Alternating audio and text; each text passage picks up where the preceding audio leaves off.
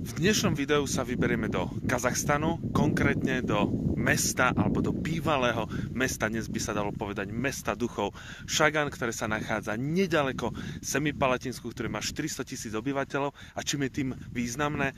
Do roku 1991 sa sem nikto nevedel dostať, mesto nebolo na mape sveta a bolo to hlavne kvôli tomu, že tu boli najdôležitejšie strategické bombardéry, ktoré niesli jadrové hlavice. Celkovo tu bolo 270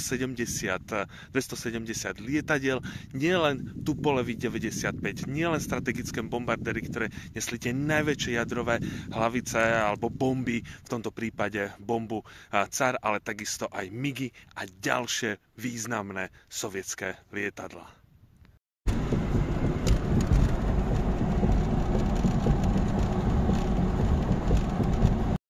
Šagan nájdete v Kazachstane, v blízkosti 400 000 mesta Semipalatinska, ale takisto v blízkosti miesta, kde bola vyrobená a zhodená prvá sovietská atomová bomba pri meste Kurčatov. Celkovo tu bolo zhodené 456 jadrových bomb a práve toto mesto Šagan vzniklo hlavne kvôli tomu, aby sa tu testovalo zhodenie atomových bomb na umelé mesta na ploche približne 18 000 km štvorcového. Samozrejme, nachádzali sa tu aj dôležité raketové sila, strategické bombardéry a toto miesto patrilo vlastne medzi jedno z najutajovanejších miest v Sovietskom zväze a zároveň bolo uzavretým mestom pre sovietsku verejnosť.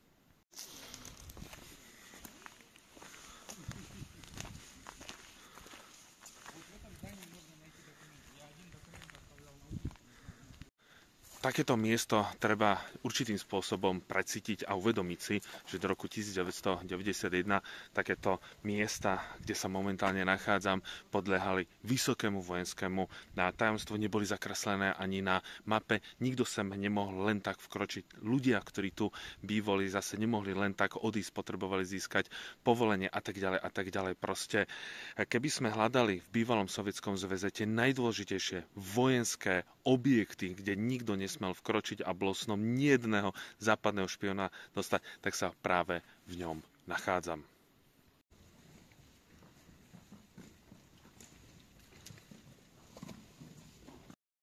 Toto bol generálny štáb všetkých strategických bombardérov, ktoré sa nachádzali v oblasti Semipalatinsku. Dnes už vidíte, ako to vyzerá. Keď sa rozpadal Sovietsky zväz v roku 1991, tak celé toto miesto bolo opustené a Rusi si zobrali tie najlepšie stroje a do Kazachstanu dali viac menej už tie, ktoré neboli funkčné. Kazachstan, ktorý bol súčasťou Sovietskeho zväzu, dneska je samostatná krajina, čo sa týka rozlohy, je to 9. najväčšia v rámci celého sveta, tak sa tu nachádzali do roku 1999 pre Sovietsky zväz veľmi dôležité, a dalo by sa povedať až životne dôležité oblasti. Jednou z nich bol Bajkonur, odkiaľ štartovali, alebo stále štartujú rakety. V popise potom nájdete aj link, ako sme navštívili Bajkonur. A potom oblasť Semipalatinsk, kde boli testované jadrové zbrane. Prvá bola v roku 1949 a do roku 1991 ich bolo tu vytestovaných 456. A práve v tomto meste odtiaľto štartovali tie strategické bombardéry a podielali sa tiež na zhadzovaní týchto jadrových bomb.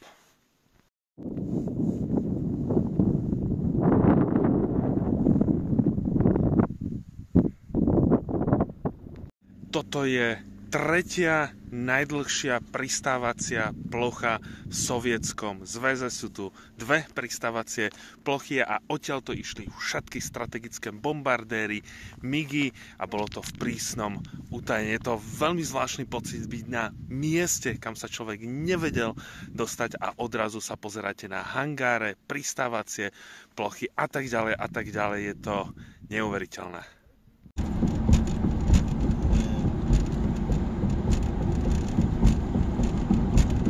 Na letisku nájdete dve pristávacie plochy, ale jedna je absolútne rozobratá len kvôli tomu, že v 90. rokoch v Kazachstane bolo veľmi ťažko žiť, tak vyťahali všetky tie kovové, oceľové drôty a potom ich predávali do Číny, ale tamto je našťastie prístupná.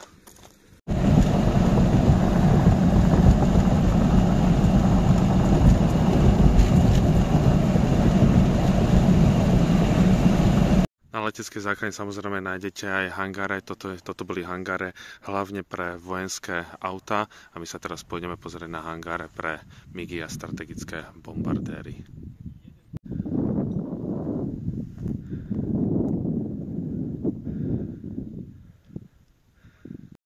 Pred sebou máme hangáre, ktoré podľa miestneho sprievodcu slúžili pre MIGy 15. Samozrejme, môže vám to prísť, že sú trošku také ušie, ale že tie si skladali krídla a takýchto hangárov je tu že desiatky. Celkovo tu bolo 270 lietadiel na letisku.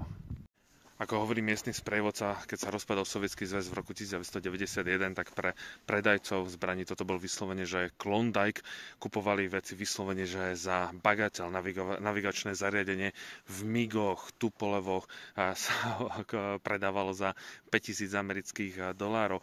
Vzácne kovy, ktoré mali tie lietadla, tak sa to tiež predávalo za bagateľ, takže miestni sem nabehli, rozobrali a predali to hlavne do Číny.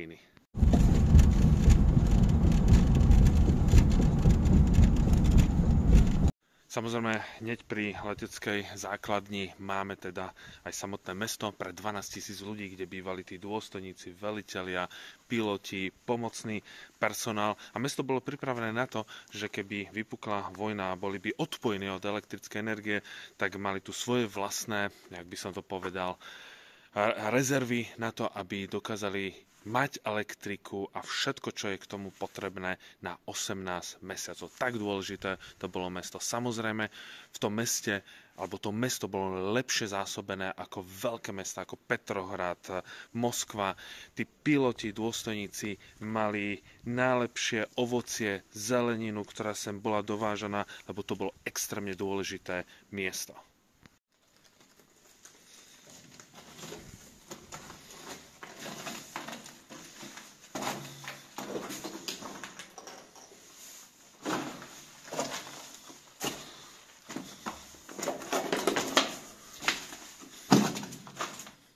A potom, keď sa dostanete do bytoviek, tak mi to veľmi pripomína samotnú Pripyat pri Černobyle v Ukrajine. Vchádzate do bývalých domov, vidíte staré tapety, nejaké staré nákresy, zvyšky nejakého nábytku, konzerv a tak ďalej. Takže je to veľmi zaujímavé, že čo sa stane, keď padne celý Sovietsky zväz, ako niektoré extrémne dôležité miesta, na ktorých si zakladala generalita, ktoré si nevedeli nájsť na mape a patrili v rámci ochrany medzi to najdôležitejšie, ako to dokáže celé skončiť.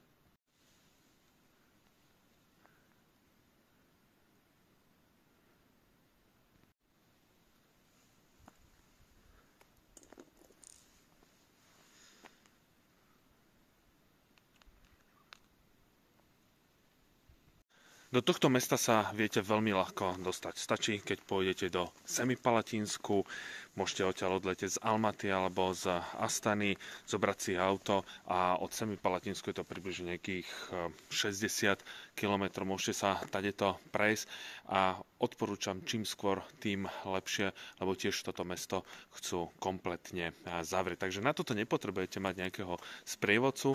Je zaujímavé, keď vám rozprávajú tie príbehy, ale keby ste chceli sami, určite sa sem dostanete, ale určite odporúčam, aby ste si k tomu čo najviac doštudovali, aby ste mohli to mesto samotné precítiť.